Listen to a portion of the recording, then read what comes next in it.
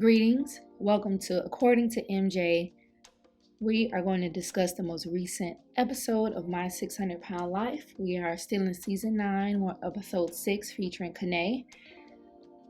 So I'm just going to give a quick recap and my thoughts. So Kenae is from Texas. She's 41. She's married to her husband. She's been married for 20 years, and they live with her husband, mother-in-law, sister-in-law, and their nieces and nephews. So once the show starts, we see Kenae sleeping with the CPAP machine, and she wakes up.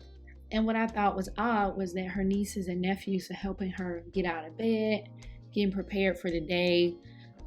I thought it was sad that the children had to help her with that. Her niece helped her bathe. She had to sit on the toilet and bathe. She was too large to get in the shower, so I thought that was sad. I did notice, I observed, like, when she would interact with her nephew, she would be all extra, like, kind of moaning and groaning in pain. And I don't know if that's just like being a damsel in distress, but that was interesting. So she told her she really connects her happiness with food. And again, she mentioned being married 20 years to her husband. And she said their relationship has grown stronger throughout the years. They have experienced some challenges. I know her husband, he said, we've had the goods and the bad. So I thought it was cute. She said she's been sad about experiencing infertility and not being able to give her husband biological children. But her husband is a pastor. He has a church, and she doesn't even attend church because she's embarrassed how large she is.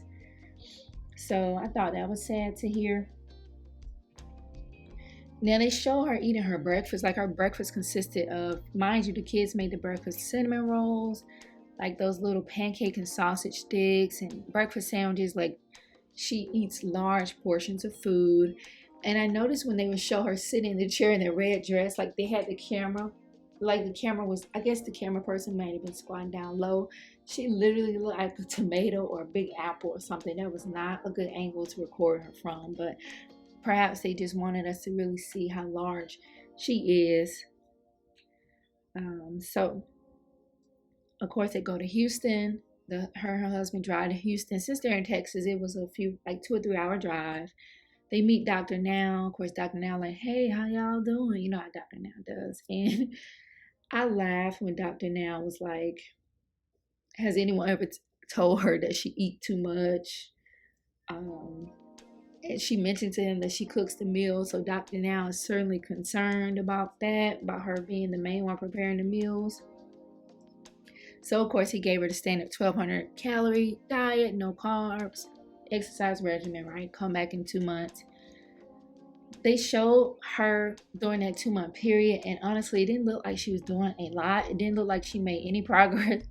I noticed when she came back for a second appointment, like, oh, I know Dr. Now's gonna be pissed, because she didn't look like she lost any weight.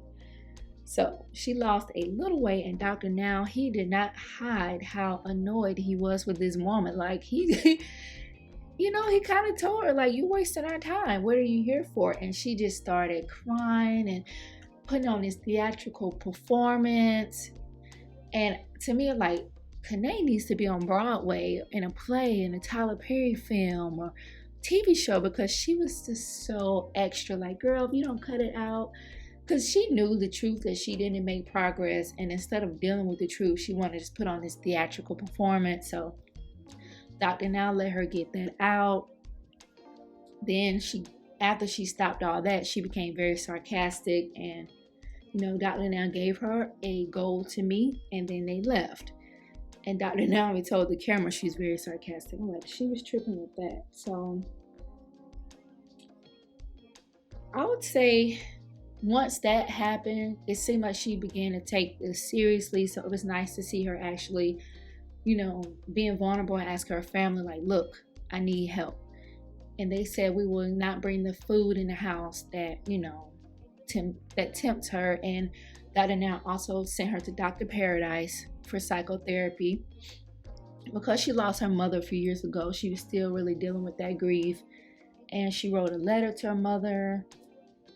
And she went to the cemetery for the first time ever to just grieve her mother and read the letter aloud. So it seemed like that was very cathartic for her. And I've lost my mother too. anyone ever lost a mother or father, you know how painful that is. And it seems like it's easy to hide from your grief, but you really do have to deal with it. And I don't think it ever goes away. You learn to live without them, because I even still have my moments, and it's been several years. So, like I said, I really enjoyed this episode. I thought Kenae was articulate. To me, she seemed like she had good hygiene. Like some of the, like take Steven for example, as bad hygiene, just don't care about life in general. But she seemed to care about life.